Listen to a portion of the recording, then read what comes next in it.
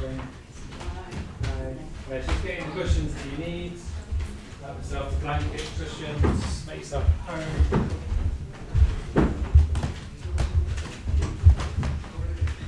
Hello there, welcome.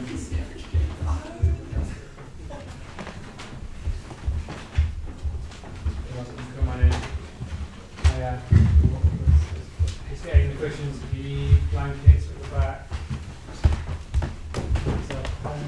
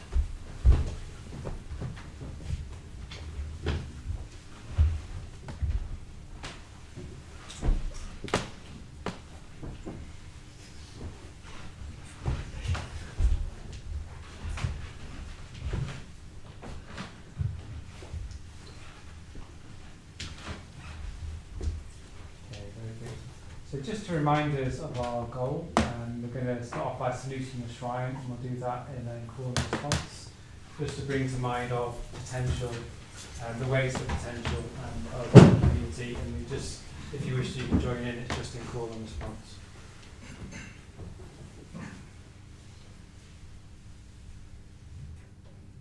Namo Buddhaya. Namo Buddhaya. Namo Dhammaya. Namo Dhammaya. Namo Sanghaya. Namo Sanghaya. Namo Namah. Namo Namah. Om. Om. Hum. Om. Okay. Very good. So you just start off with lying down. We're going to start off with the lying down meditation. So we can have our feet towards the floor, just to help us settle, relax. Yeah. It's like before we even start thinking of the goal and where we're going, we need to start with where we are and settle a bit. If you're anything like me, you've had a busy week, getting ready for Christmas and New Year. It's definitely on the horizon now, isn't it? So it's a chance now to drop all of that, drop the busyness. Coming into contact with our direct experience.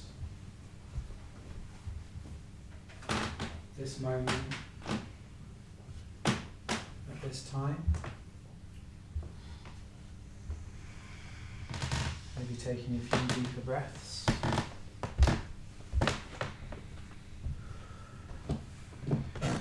And then just allowing ourselves to breathe naturally.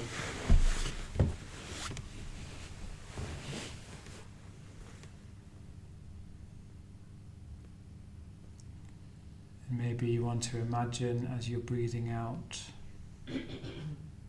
any tension releasing from the body. So it's like all our tension is melting away to the ground. More and more.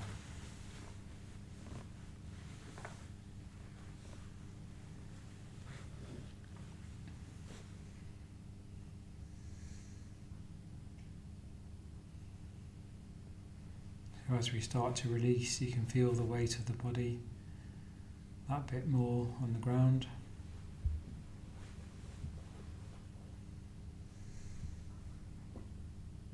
And with each out breath, sinking deeper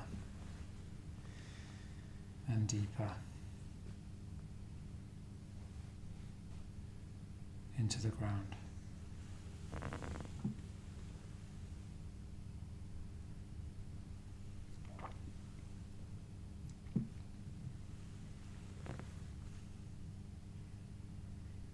A softening around the brow and the eyes.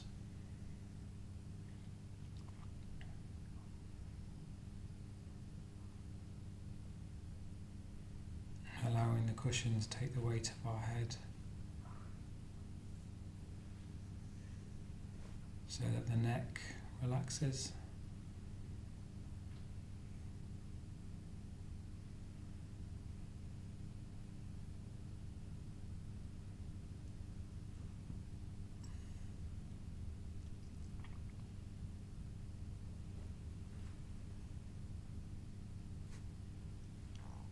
Coming into contact with the shoulders.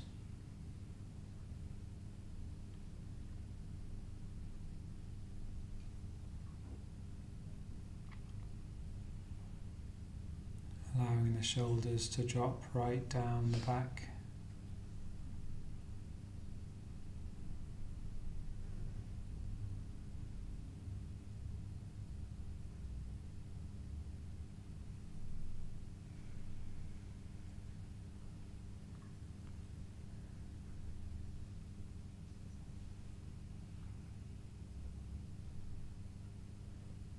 Noticing they're moving ever so slightly with the breath.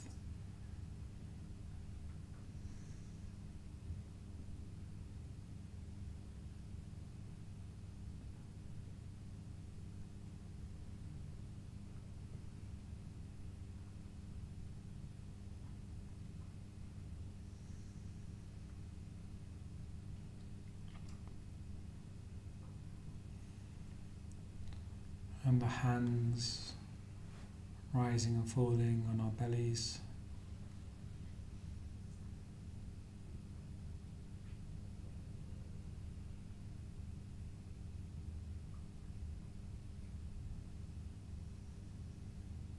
Letting go of any subtle gripping in the hands.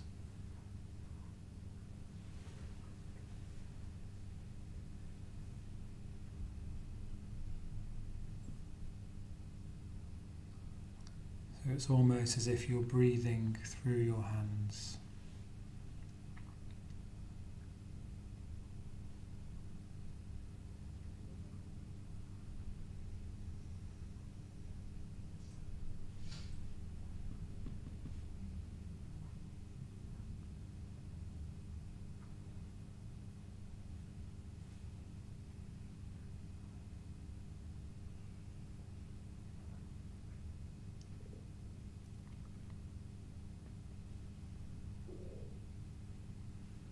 Just noticing what's happening in the mind.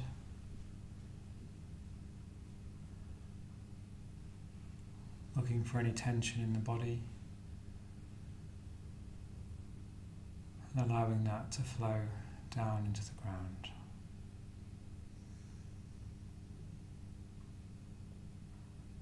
As we bring our attention to the belly itself.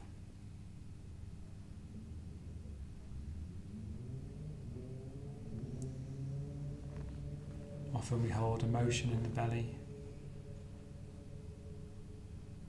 See if you can feel into that, any tingling or numbness in the belly.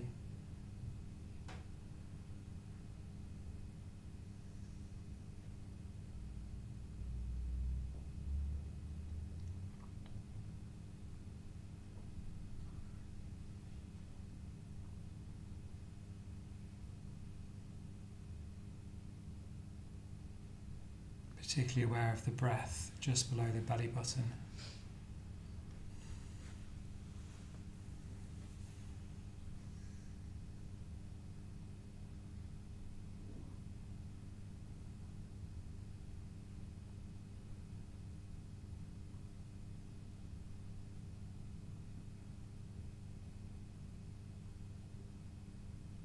The rise and fall of the belly with the breath.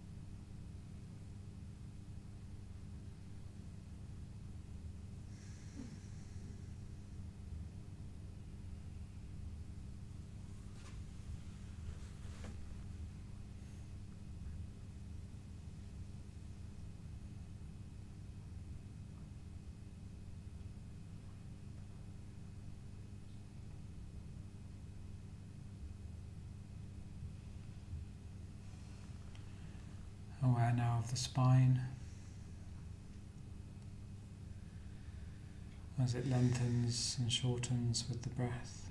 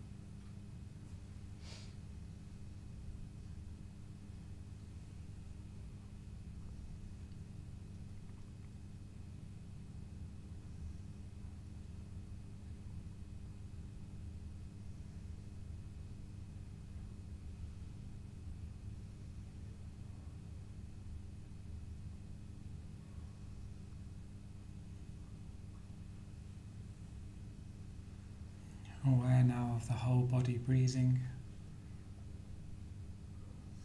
See if you can follow the breath in and out.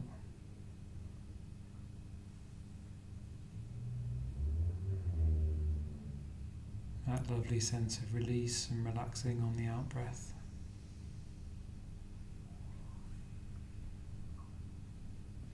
And perhaps a sense of pleasure on the in-breath, energy rising, just finding that balance between the out-breath, the release, and the in-breath, the indrawing of energy, of life.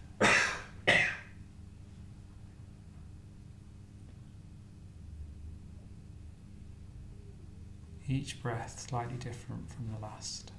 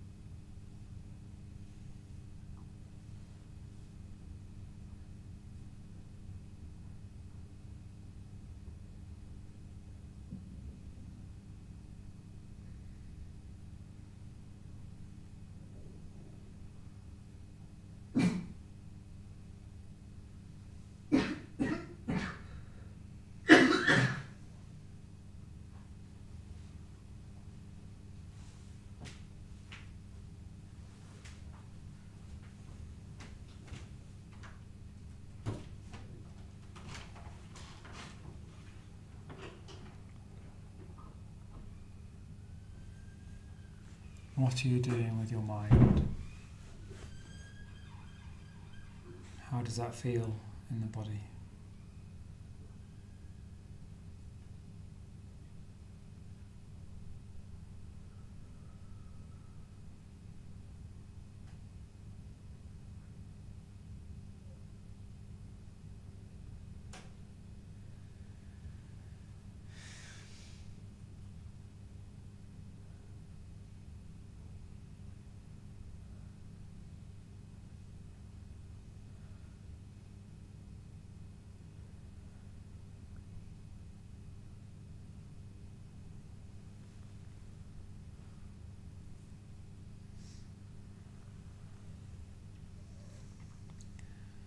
So in a few moments we're going to be changing position.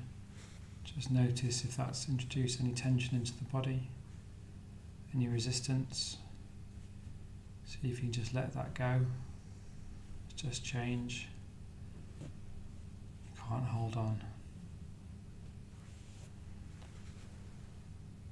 Keeping the thread of mindfulness going as we roll over onto our left-hand side, facing the shrine, and just staying in that position for a few seconds.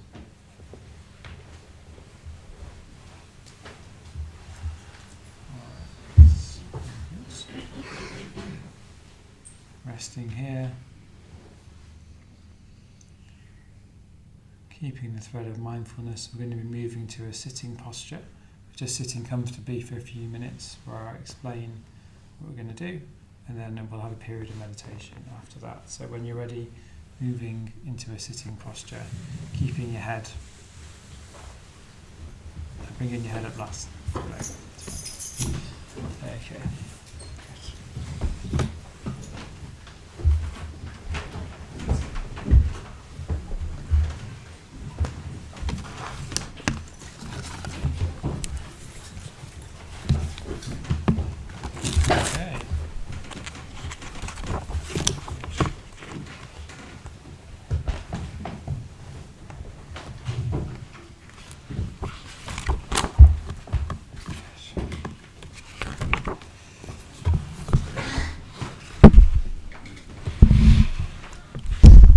Good. So in a few minutes' time, we'll be doing a period of the Metta Bhavana meditation. It is nearly Christmas, so we do need a bit of love this time of year. And I want us to focus on being wholehearted. Actually, this sort of thinking about what wholehearted meditation is. How can we really bring our heart into our meditation, into our practice, not just for tonight even, but for this whole holiday period. We have to sort of keep connected to what's real and what's important to us and be wholehearted. And the reason I mentioned wholeheartedness is because we've been looking at this passage from the puja book, the ritual book that we do Buddhist rituals with here at the centre, and particularly looking at this passage here about going for refuge. So that's where basically you say that this very day I go for my refuge, so I go to what will actually work rather than all the other things, especially at Christmas. There's lots of things that we do, but what will actually work to make us happy, make us satisfied, and that's what the refuge is.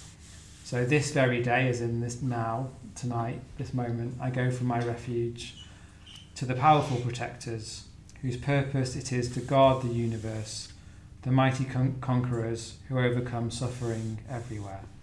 So that's the aim there, to overcome our suffering and suffering everywhere.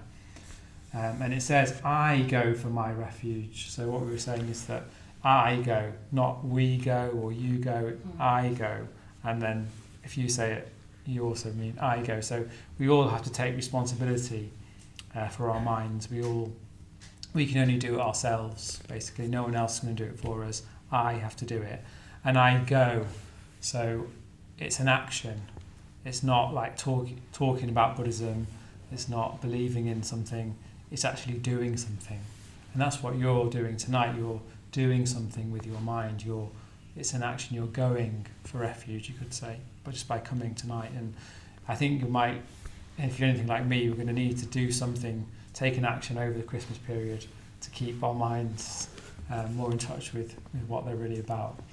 So it's really helpful just to reflect on this, that this very day, right at this moment, me personally, go for refuge. So that's what we've been discussing. And in terms of overcoming suffering everywhere. And just for tonight, we're going to look at this next line. We're doing one line each week.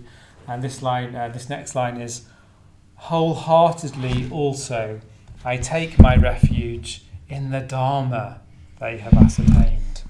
So, wholeheartedly also I take my refuge in the Dharma they have ascertained. And of course, Dharma means reality, the truth, what's real. So that's where if we're going to make any progress in life, if we're going to do anything that really works, that gives us satisfaction, we need to take refuge in the Dharma, the truth, the objective truth. And it's not just about being a Buddhist here, it's about what's actually true. Buddhism's a path to the truth, to what's true. It's one path, but there's an objective truth, if you see what I mean, out there. And this is a path that's going to teach you that if you follow it. But for us now, for this meditation, the Metta Bhavana, the first thing we need to do before we even get to reality, to the Dharma, is become wholehearted. So if you're anything like me, when I first came along, well, I thought I was wholehearted, but actually I realised when I meditated, I was a bit all over the place in my mind, in my body, in my experience. There was a lot of anxiety. And the anxiety for me was really about not wanting to feel particularly my heart area, particularly my emotions. Don't know if you've ever had this where, as I say, you might have been very busy in this period, or there's just lots of emotions going on, and you just don't really want to feel them. You want to just numb out, do other things, anything really, so you don't feel the unpleasantness of our emotions. And of course, what that does is it means it splits us off, so that some of us is doing one thing, another of us is doing another thing, and we don't know who we are. We're doing things we regret later on, where addictions come in as part of that, and all sorts of things. Even if it's just minor things, we're definitely not wholehearted. So the antidote to that, to being wholehearted, is to really come into contact with all of our emotions and sensations, particularly around the heart area, and particularly in the body. If we do that in this meditation, and then what happens is we start to integrate, and the bits of us that we just don't want to feel aren't that bad. They come in and it's fine, and they're just there, and it's just our experience, and that's a relief. It's a release to be able to just be ourselves. That for me was the draw of Buddhism when I first came along. Just can imagine what it'd be like just to sit like the Buddha under the tree. It's not a tree here, but under the tree, no matter what's happening around him, he's just sitting there. And with the courage to sit there and face anything, even ourselves, our deepest fears, all the unpleasantness of our experience, as well, of course, as the joy and the pleasure, the goodness within us. That comes through when we're wholehearted as well. So, if we can do that, in this meditation.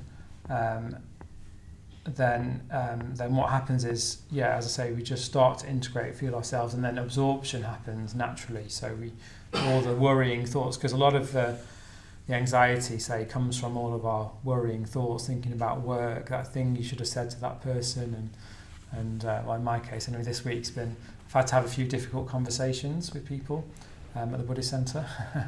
Even at the Buddhist centre, we have to have difficult conversations. Just because we're people, and we're trying to be honest and open, and if I'm not careful, that goes round in my head, and what's happening is it's just anxiety underneath. And actually, if I just come into contact with the anxiety, the sensations in the chest, then the thoughts start to die down. It's not that bad. There's not a threat. There's nothing to harm me. Because if you just open up in the heart area, it's like you're saying, nothing can attack me, nothing can harm me, everything's okay. and that's what we need to do. Keep training ourselves in opening the heart, so that we don't always feel like we're under threat and resistant to our experience. Does that make sense? Because really, when we meditate, there isn't really anything to threaten us. We're just here. It's pretty safe in this room. Even if there's a bit of pain, a bit of unpleasantness, that's okay. It's just our experience. So we're training the mind to work with even discomfort, even anxiety or aversion, or whatever, even a numbness. Often there's just a numbness in the heart area. But can you feel into that as well? Because that's the doorway to deeper experience. And becoming wholehearted, and then more like yourself. Okay, so does that make sense? So, and that's the theory anyway. I'll remind us again of the instructions a bit as we start the meditation, and I'll leave us to it. But just having that phrase in mind if we start wandering off in meditation, just dropping in the phrase, dropping in the phrase wholeheartedness. and just seeing what happens, to see if you can give you the confidence to meditate with everything that's in going on in your experience.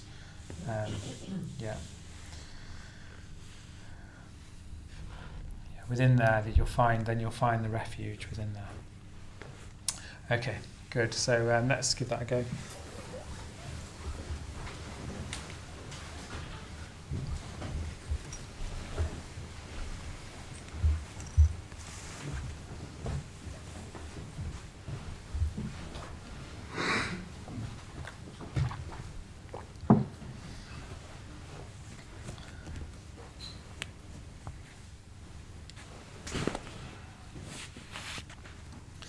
So remember we were saying this very day I go for my refuge, so we have to come into contact again with the now, the present moment, our direct experience once again. And remember we're taking responsibility for our minds, only we can do that. And it's an action, we're doing something here. We're not just burying our head in the sand.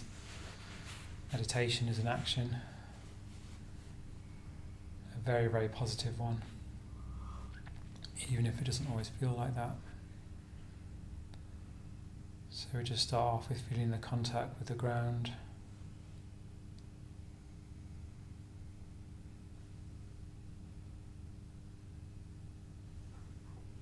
Taking a few deeper breaths.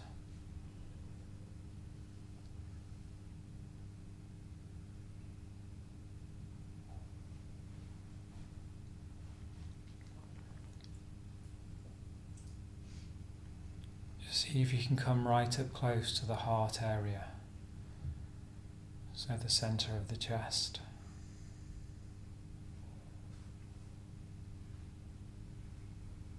Maybe just breathing with that.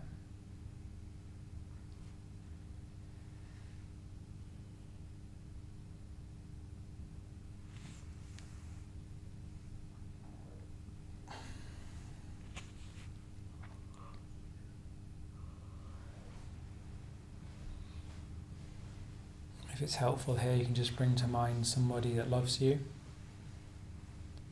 from your family perhaps, someone you're going to see around Christmas time.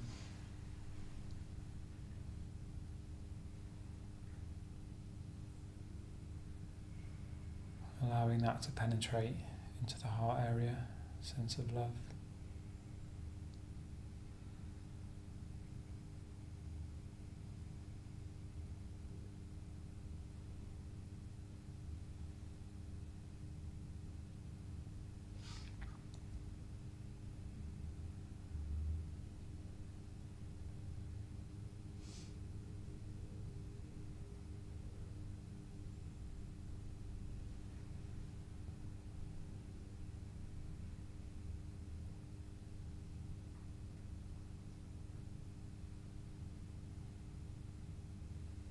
Just allowing all of your sensations around the heart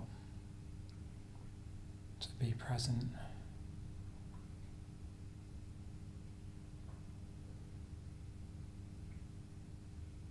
Any unpleasant ones, pleasant ones, and just any neutral ones as well.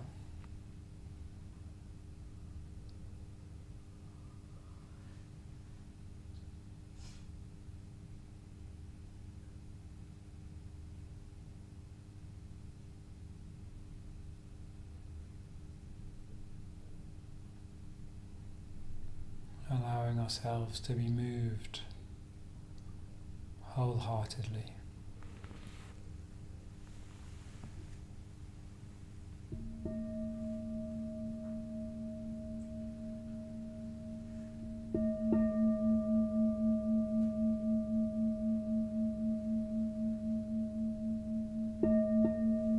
The Metta Bhavana.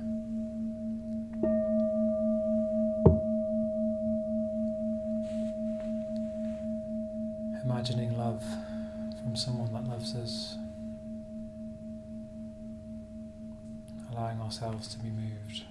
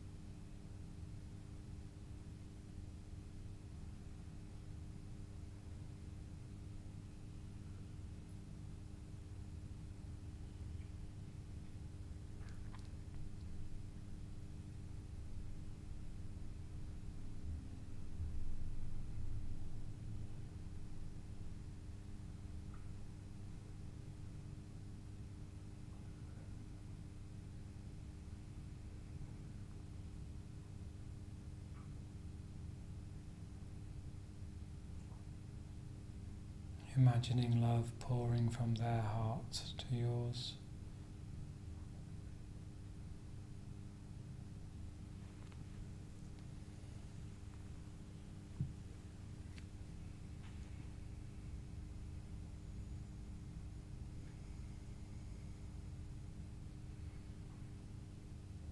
Tuning into the whole heart area.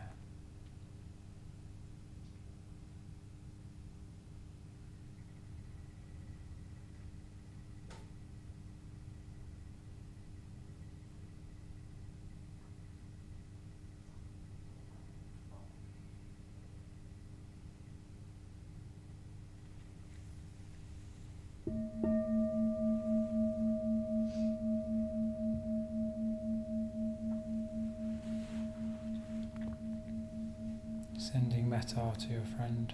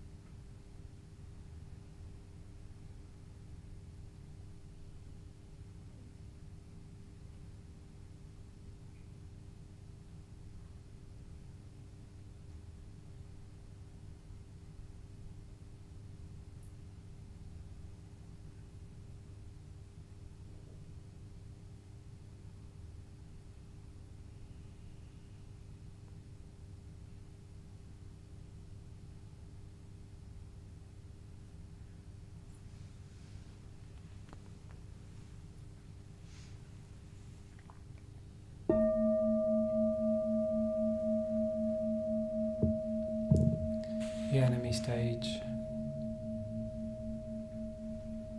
keeping our chest area open.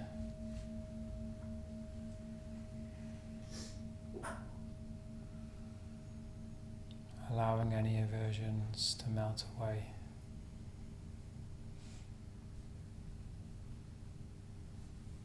And love to flow.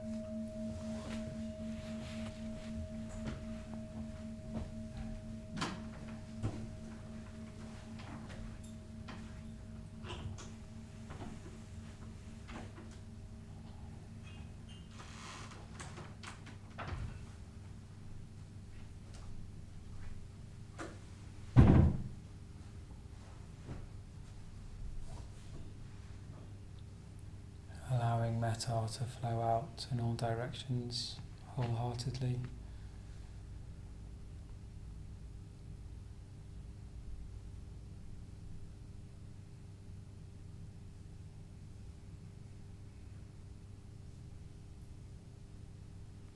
Noticing any sensations in the heart area.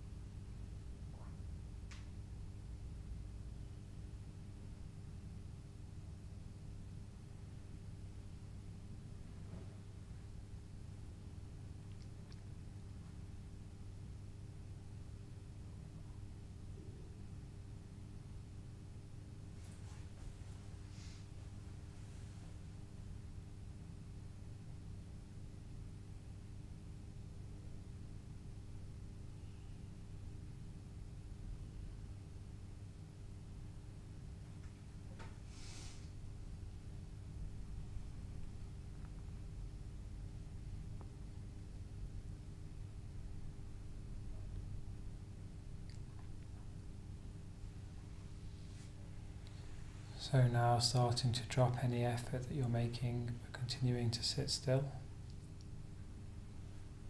Just absorbing the fruits of the practice. Letting the mind do what it needs to do.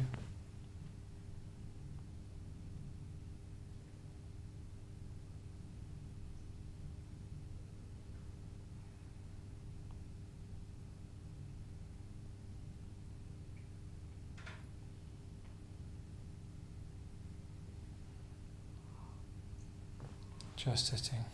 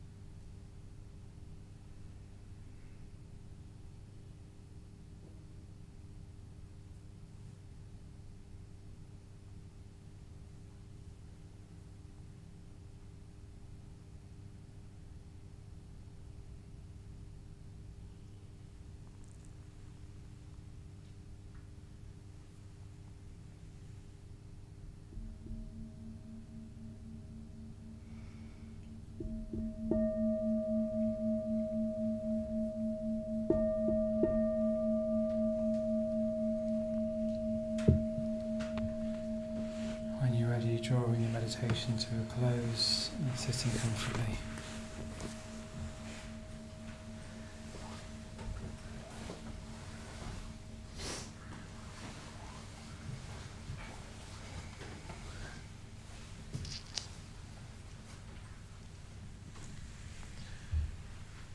Okay, very good. Good. Yeah, so in the second half I want to explore what we mean by Dharma.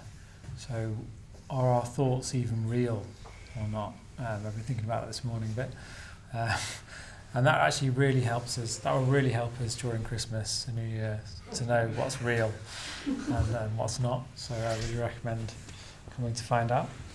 And we'll do an exploration of that, and then we'll finish with a short ritual as well this evening, just to cement our practice ready for the Christmas period as well. But let's have a cup of tea first and go from there.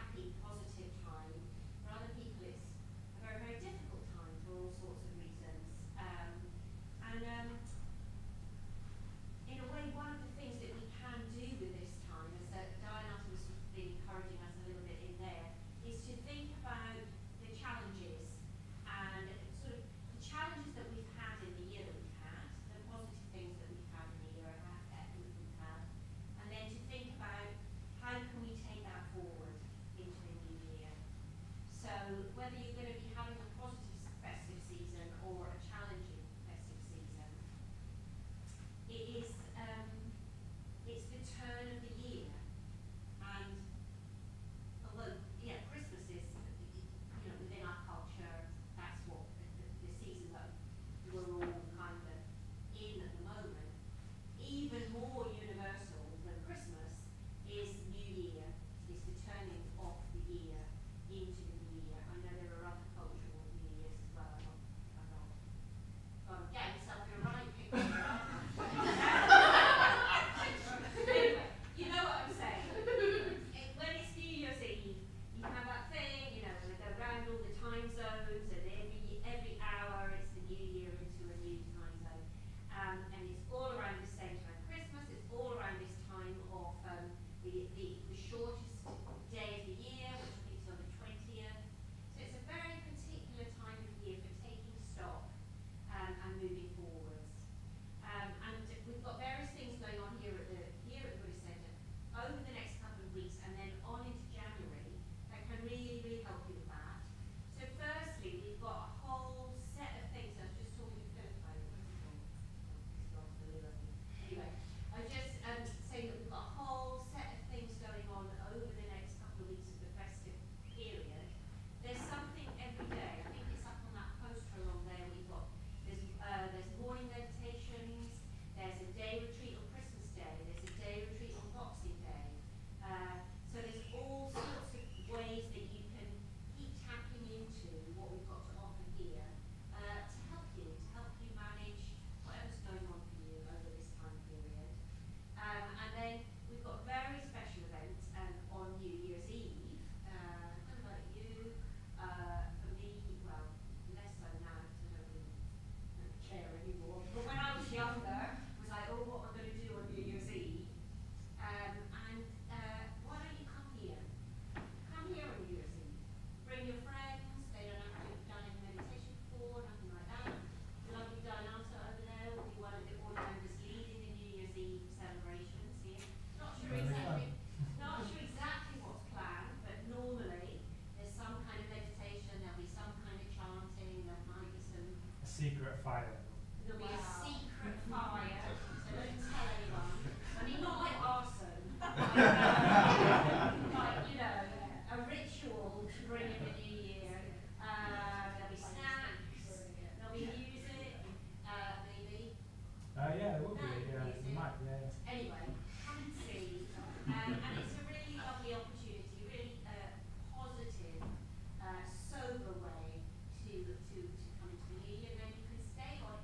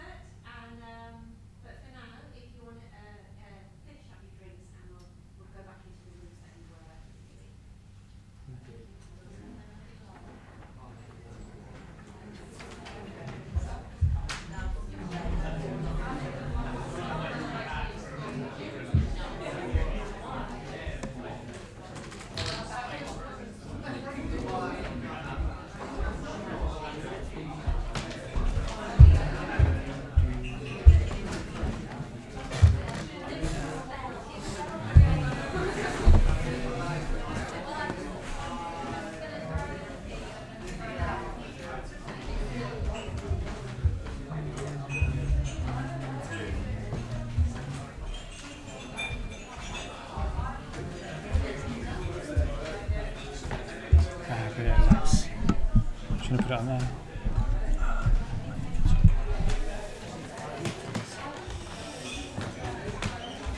Okay.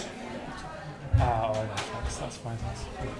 Okay, so we're going to start off with a meditation once everyone's in.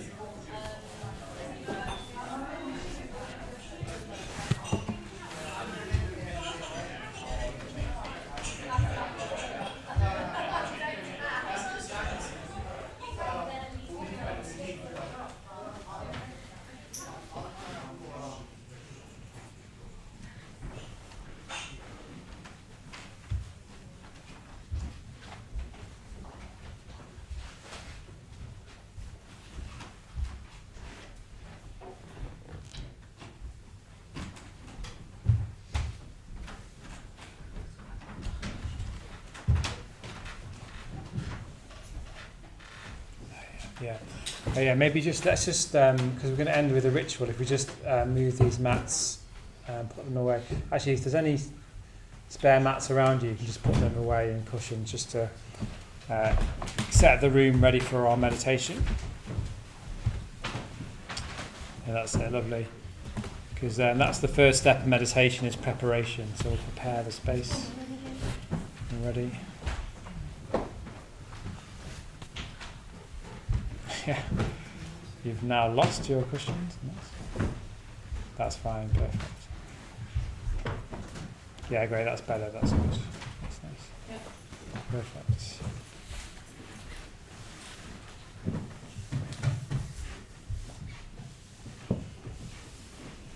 Lovely.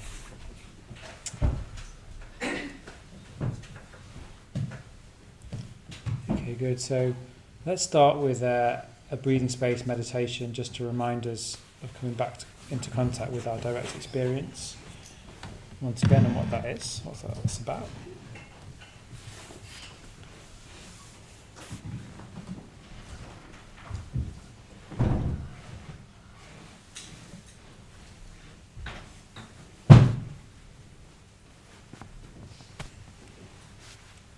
Okay, very good. So just setting ourselves up for meditation.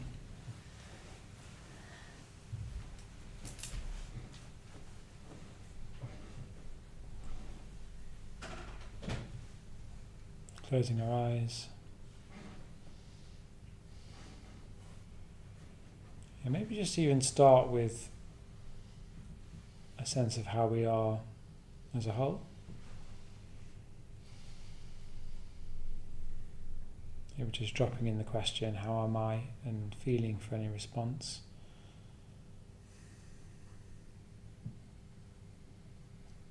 Then with however you are, you're just going to breathe with that.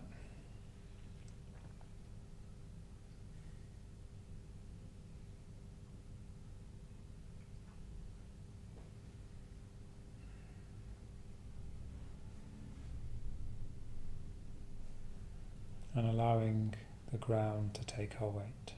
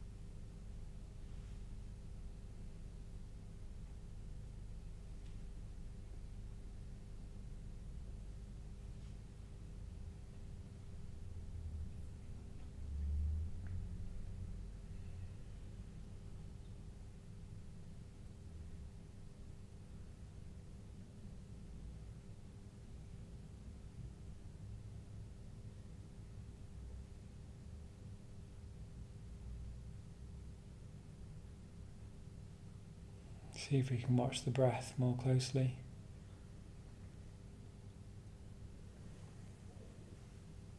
It's as if the in-breath's filling the whole body with energy. And the out breath is allowing any tension to release.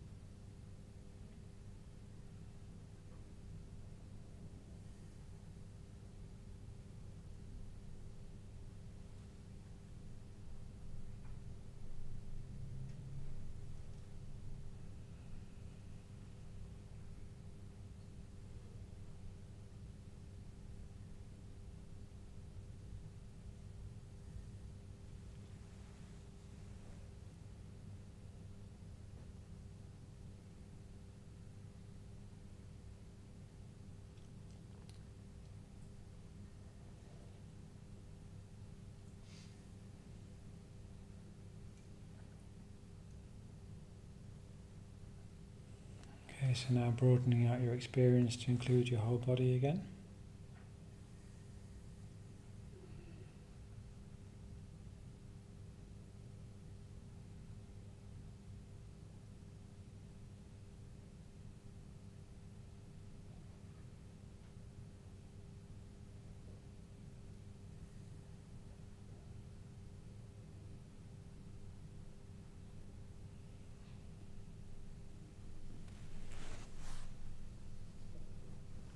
A sense of other people in the room.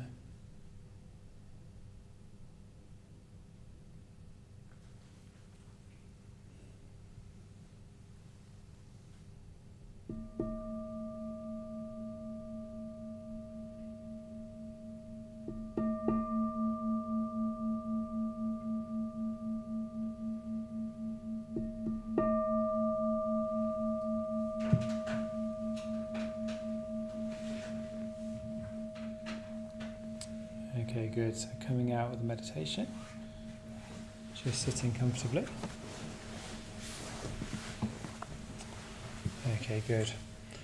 So, yeah, in a short while we're going to do a meditation and we're going to see if we can use more of an insight way of looking at our mind to meditate with. So in Buddhism we have shamatha practices and vipassana practices. So shamatha are practices that help us to calm down, the mindfulness of breathing, the metta bhavana, and then vipassana practices are insight practices that help us. Actually, they do have the same effect. Actually, a real insight practice will also ultimately help you to calm down and relax on a much deeper level. But they're reflections that help you reflect on what reality really is, so that the mind can deepen even further. And of course, you need the both. So you need wisdom to balance shamatha. So it's not just about relaxation itself. You won't get very far if you're just trying to relax. You need the wisdom to go with that, and the wisdom won't go very far unless you relax in the first place to actually reflect on wisdom. In this passage we've been looking at, I'll just remind us of the line. We'll progress the passage a bit more so we can take it a bit further, and then we'll do some reflection in the meditation based on this. It says, wholeheartedly also I take my refuge in the Dharma they have ascertained. The line before it is saying the line before it is the mighty conquerors who overcome suffering everywhere. Then it says, wholeheartedly also I take my refuge in the Dharma they have ascertained. So the conquerors they've ascertained Dharma, truth, reality. And then it says, which is interesting, it says, which is the abode of security against the rounds of rebirth. There you go. So if you, you're saying you take your refuge in the Dharma, and that's the abode of security against the rounds of rebirth. So good. So you could take that literally. So if you do practice, because Buddhism says if you practice Buddhism, you realise the truth, Dharma, then you won't be reborn again. So that's what it's saying. So there you go. So make of that what you will. you free in a more positive way. You free yourself from the cycles of rebirth. So in Buddhism, it says that you get reborn again and again, and because life is unsatisfactory, and you're trying to get off the wheel, so you're not reborn into suffering. Instead, you're freed from all suffering. You're not even reborn. That's the sort of worldview that Buddhism come from, and that's and most Buddhists actually do take that literally, including myself. I'm a bit agnostic. I don't really know, but I don't know what's going to happen when I die. So I'm open to that, if you see what I mean. I'm trying not to believe that sort of nothing happens, because that's just a belief. Even that's just a belief, isn't it? That's what we all think, is that just nothing happens when we die, probably in the West. But even that is a belief, because we don't know. So even if we're at that stage, that's more true to say that. Once when my teacher, Sangharakshita, he was on TV, and the presenter was asking him questions about Buddhism. Once asked him, what happens when we die? And he said, I don't know, but we'll find out soon enough. So that's the point, is that we need to make the most of now, really, and then we'll find out soon enough. But another way of interpreting it being the Dharma is the abode of security against the rounds of rebirth, is that even within our own mind, within our own day, within our own life, it can feel like we're going through lots of different cycles of rebirth, doesn't it? I don't know about you, but it's like your mind keeps, in a way, rebirthing the same story over and over again. It's like you go through the same journey. So often with me, for example, it's like, oh, if only you said that thing to that person. Yeah, I'll say that thing. Okay, I'll say that thing. Oh no. Okay, maybe not that thing. Oh no, it's fine. Okay, don't worry, it's fine. Okay, all right, relax. Oh no, what about that thing? And then so it's again, you keep getting reborn. It's like your thoughts are almost mimicking your life. It's like they keep getting reborn again and again. Or it could be a period in your life that keeps happening over and over. Have you ever had that experience where, I don't know, with a relationship, say, you finally in that new relationship you've always wanted, and then of course, and then a few months in, the same sort of patterns start happening. And you think, God, why is it that every girlfriend I have does exactly the same thing? And you think, hang on a sec, maybe it's me. So it's that sort of that can happen again, or at work even, that it's like you think, oh, it's that person's really annoying me and it's their fault and I wish they'd leave. If only they'd left, then I can relax at work and get on with things. And of course they do leave, and then it's just another person starts annoying you. So again, it's not the other people actually, just the other people. You start to realise it's your own patterning, it's your own mind. And what that does, it gives you the power then to work on your mind. So it's not even about the other people anymore, or your perfect partner, or anything else that's important. What it's saying is, no, it's you, your mind. You can work on your mind and change that pattern. And actually, if you realise the Dharma, that's a security against that pattern happening again. And that's what it's saying in the passage. It's the abode of security against the rounds of rebirth. So you can stop yourself doing that thing again and again, that same habit, because that's what we're made of, as habits. And the Dharma that you need to realise to stop the habit is that thoughts aren't facts. They're not real. They're based on real things that's happening in your life, of course, but usually our ruminations, our prapancha, when I say thoughts, our ruminations, our unconscious sort of thoughts just go along in our minds. They're not facts. They're just our mind doing its thing. And that sounds obvious because we've all meditated and we're probably aware of that, but how many of us actually believe that when we're in the hindrances? So put your hand up if you were in a hindrance during that meditation. So if you were stuck in these sort of ruminative thinking during the meditation. Yes, some of the time, yeah. And if you're not put your hand up, you'll be absorbed the whole time. That's great. Well done. You can that's brilliant. So it's happening. So even though we might be meditating for a while, and we know that thoughts they're not facts. They're just these they're just like a sort of phenomena of the mind. We believe them, don't we? Believe they're real, and that's. I remember I was meditating this morning, and I just I was going through an argument in my head with someone. I was just thinking, hang on a sec, they're not even here, this person, and I'm meditating now. What's it got to do with meditation? And actually, again, like we were saying in the first half, it was just I had some anxiety, some threats, some fear. I just needed to feel that fear, and then the thought sort of melted away. When I came into contact with the fear, it was fine. Actually, it was just a thought, and it's not really about them. And it's very, very freeing. I was like, oh, brilliant! I can sort of, that's not real. Everything that's happening outside of me, it's just sort of like my sense impressions. Like you guys now, you're just the visual senses coming to my eyes and my thoughts, and the sounds from what you're saying. They're just sense impressions, and then I'm interpreting that in my mind, in my brain. So that's how I have to sort of try and see you guys, see the world, and then the fear dies down when I do that.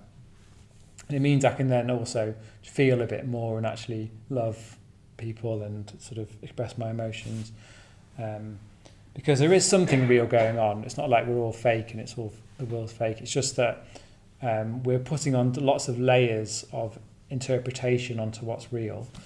So that actually we're causing our own suffering by doing that. The layers of interpretation, such as that, they're wrong, I'm right, or I need to fight them, or I'm scared of this, or I really want to be with that person. If only I was with that person, then I'd be happy. All those are the layers we're adding on. So, and so what we can do is in this meditation. When we meditate, is really try and see if we can notice the thoughts, the nature of the thoughts themselves. So, for example,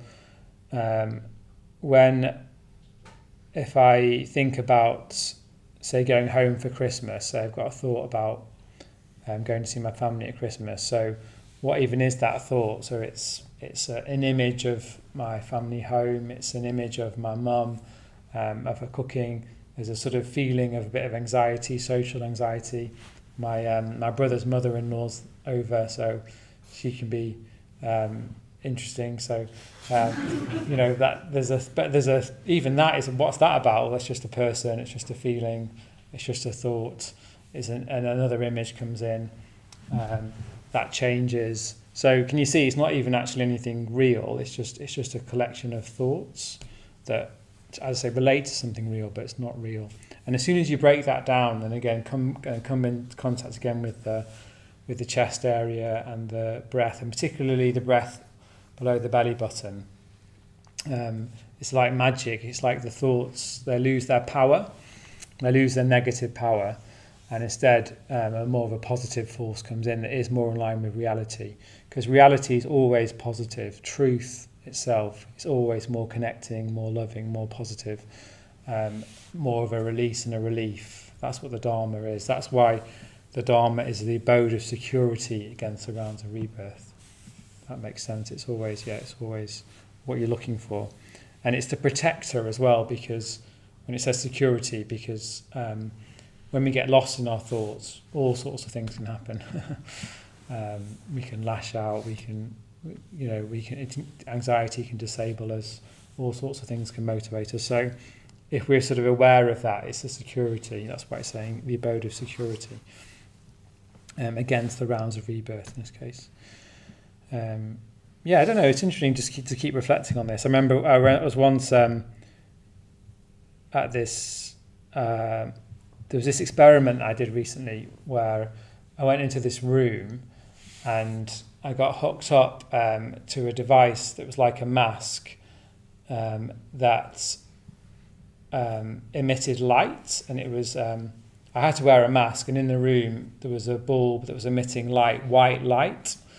And what you had to do was close your eyes, and there was music playing as well. And what happened was the light flashed. So there's lots of flashing white light that was coming into my eyes. But I was closing my eyes and sort of wearing a mask. But there's lots of white light coming in. And with my eyes closed, what happened is if you close your eyes now, you can see different colours, like yellow and blue and red. But even though there was white light flashing into my eyes, what I could start to see was these red lights and green lights and blue lights, and different patterns were starting to form in my eyes, and this was happening to everyone else in the room as well. That was meant to happen, by the way. That wasn't just going mad. That was the whole experiment. It's trying to show you, and it's like watching a show, just with your eyes closed. It was amazing actually, and it got quite intense at times because there's all these patterns that was happening in my eyes. Anyway, if you open, so all these colours were happening in my experience, but when you open your eyes, it's just white light. There's no colour at all in the bulb outside of you.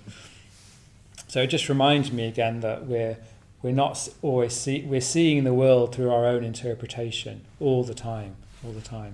And with meditation, it's just a real chance to step outside of our own interpretation and see what's real, what's more real. That, as I say, that is very freeing when you do that. And of course, we can do a bit of a taste of it now, but really it needs a commitment to a whole path of being wholehearted first, and then training in this area with friends, and so that we get it right. It's very easy to misunderstand it, and okay, well, if nothing's real, then what's the point? But we're not saying that. We're just saying, let's find out what is real, so that we can free ourselves from our suffering. And as I say, that's a whole training path, which is why we have ordination, and Buddhism itself really is that path.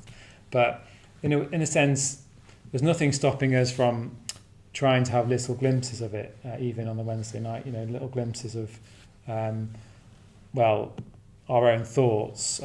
Because we do teach them, we're working on the hindrances, for example, and things like that. So it's in that spirit that we need to keep looking at our own thoughts. They even do it in CBT. I don't know where that phrase, "thoughts are not facts," is part of CBT. Anyway. So what we'll do is we'll give that a go, where I'll guide us a bit in meditation and just see if we can reflect on our thoughts as well. And remember, the trick is if a thought comes in, you're just say to yourself, that's a thought. Then you just ask the question, what's the nature of this thought? That's all. Does it have an image? Is it one of the hindrances? As I said, what's the thought about? How does it feel in the body? What's its feeling tone related to it? And you just become interested not in the content of the thought. So that's tempting, isn't it? I'm thinking about my girlfriend. Okay, yeah, it was, and you sort of go off into the whole story about that. In my case, for example. Actually, anyway, you'll have your own version of that, whatever that is. But so you're not going into content, but just more and be like, okay, what even is girlfriend? Okay, it's just an image. It's a wanting love, maybe it's wanting affection, or it's just a feeling here, really. Actually, it's just an image. Okay, feeling here. I'm in touch with the feeling, and then even the thought girlfriend's gone. It's just again, I'm more absorbed now with my experience, and I'm keeping attention on the breath just below the belly button. Yeah. Then a few minutes later, another thought comes in. Something about work. Okay, there's an image there. There's a thought. There's a feeling, and you start breaking down. Start breaking it down like that, and then keeping very embodied, as we've been doing. Okay, does that make sense? Yeah. Okay, great. So let's give that a go. We'll do the third stage of the mindfulness of breathing. So in other words, we're just going to try and focus on the breath. Keeping metta alive, keeping in touch with the heart area as well, of course, and look at our thoughts in that way. Yeah. Then after that, we're going to end with with a ritual. Who is here? Has anybody not done this Buddhist ritual before? Put your hand up if you've not done one. Okay, fine, one person. So you've been doing this the past few weeks. So all we're going to do is I'll read out the full verse in call and response. Then I'll start the mantra, the sound of the Buddha figure himself, and then I'll invite people up to make offerings during that mantra. So it's just a chance to make an offering to your highest potential, to the Dharma truth itself. Another way of saying it is you're making an offering to move from from the madness of the world to a sense of security, something that is real. That's what you could say as well. And anyway, it's just it's an image. I think when you come and make an offering, you're then left with an image of security, of refuge, which you can then take in to your Christmas holidays and break once you've done that. So it's a bit more powerful. You don't have to come up, it's up to you, but if you come up, it's a bit more of a powerful image then that you're left with, because you've moved your whole body to do something. That's what it's about. You've offered light, of course, truth, up to something more real, the Dharma itself. If you don't know what to do, just follow the crowd. Okay, good.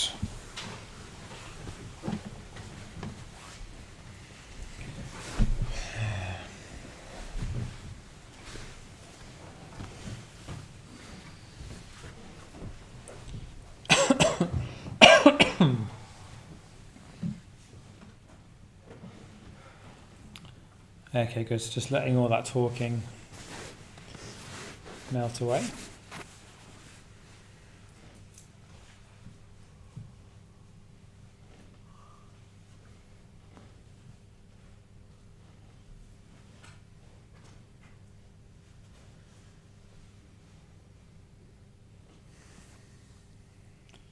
Just starting with the connection to the heart center once again. Sense of wholeheartedness and love.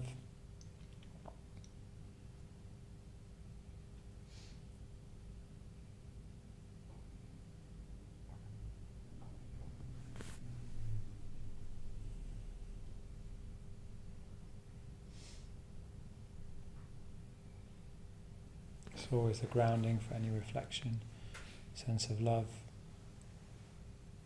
Metta pouring into the heart, as if from outside of us.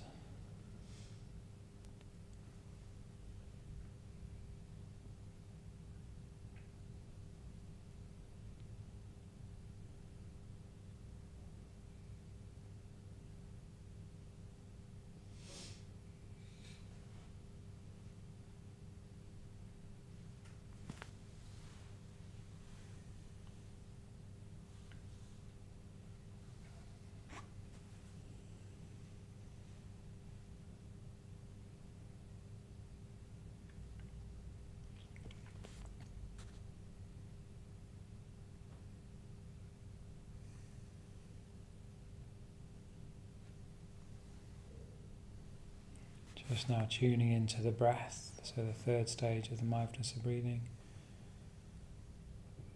Just aware of the whole body breathing.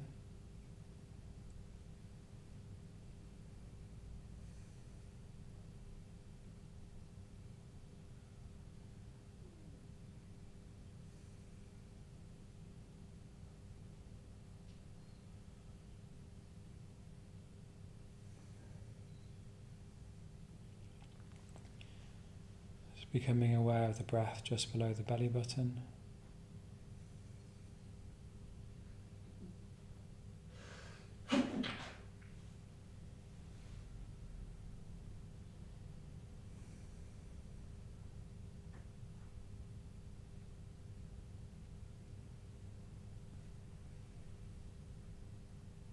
Just as best you can, noticing if any thoughts arise.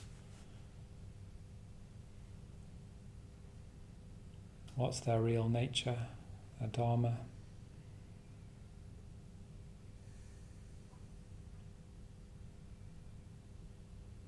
The image, the sensation, the word.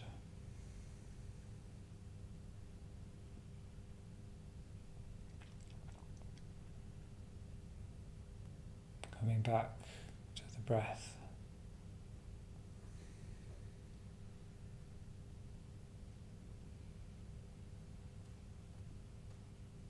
Again and again.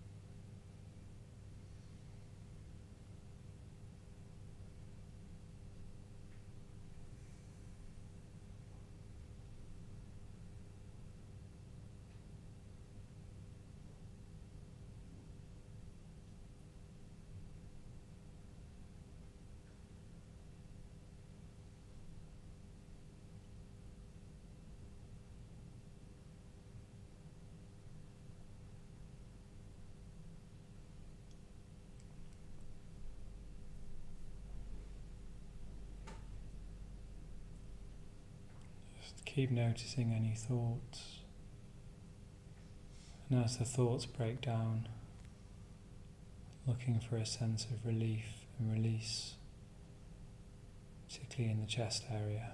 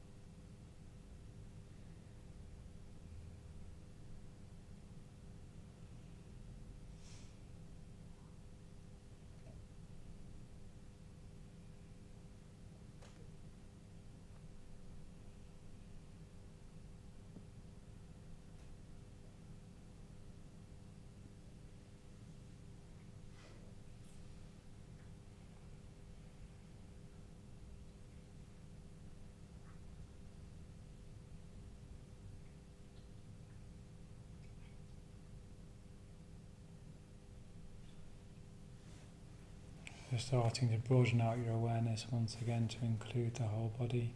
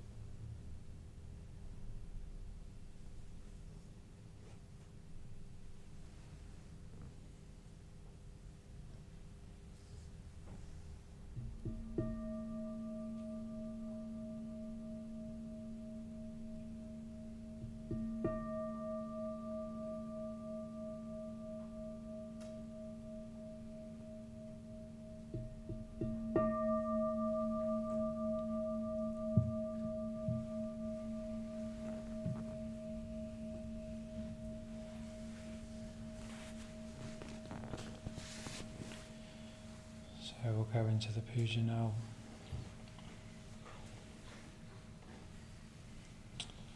So verses from the Sevenfold Puja, going for refuge, in call and response. This very day, I go for my refuge,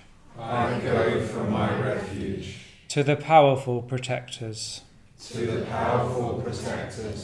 whose purpose is to guard the universe. The mighty conquerors who overcome suffering everywhere.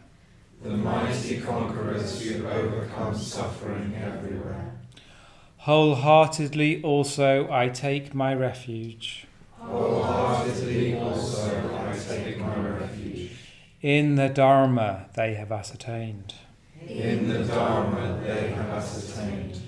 Which is the abode of security against the rounds of rebirth.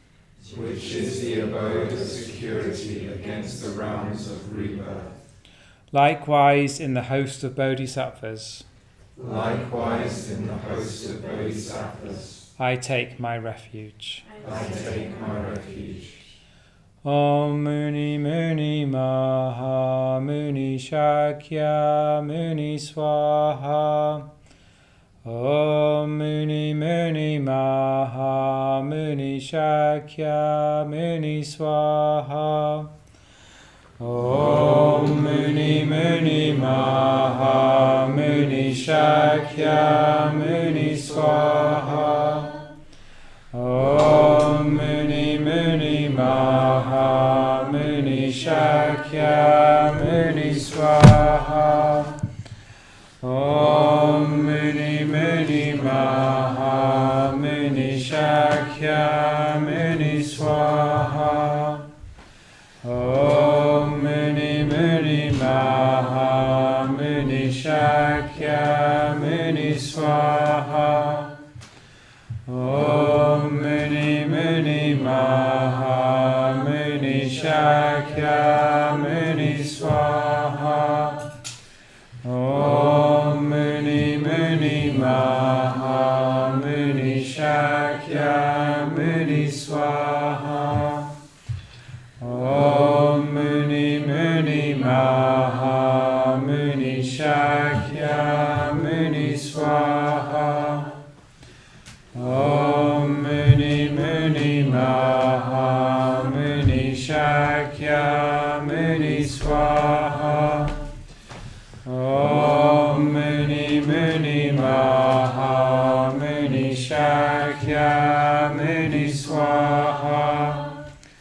Om Muni Muni Maha Muni Shakya Muni Swaha. Om Muni Muni Maha Muni Shakya Muni Swaha. Om Muni Muni Maha Muni Shakya Muni Swaha. Om Muni Muni Maha Muni Shakya Muni Swaha.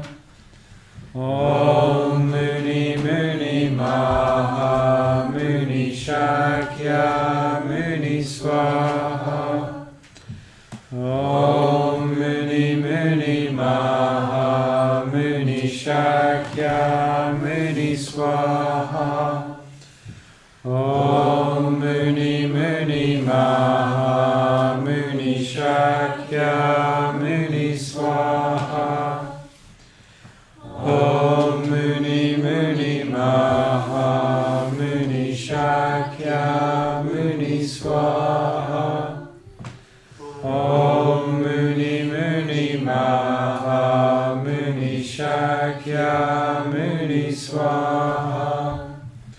Om Muni Muni Mahamuni Shakyamuni Swaha.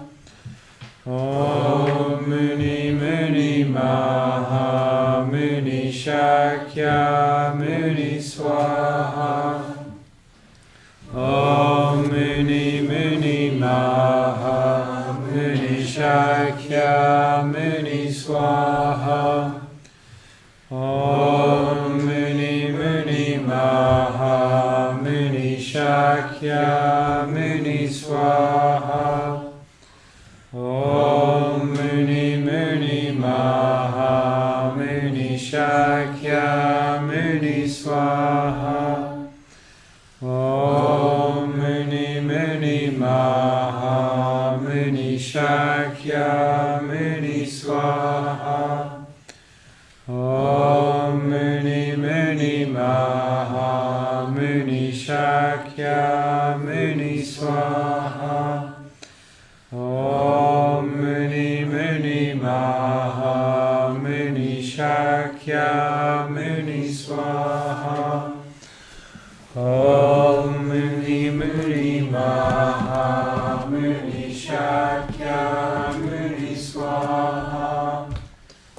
Om Muni Muni Mahamuni Shakyamuni Swaha. Om Muni Muni Mahamuni Shakyamuni Swaha. Om Muni Muni Mahamuni Shakyamuni Swaha. Om Muni Muni Mahamuni Shakyamuni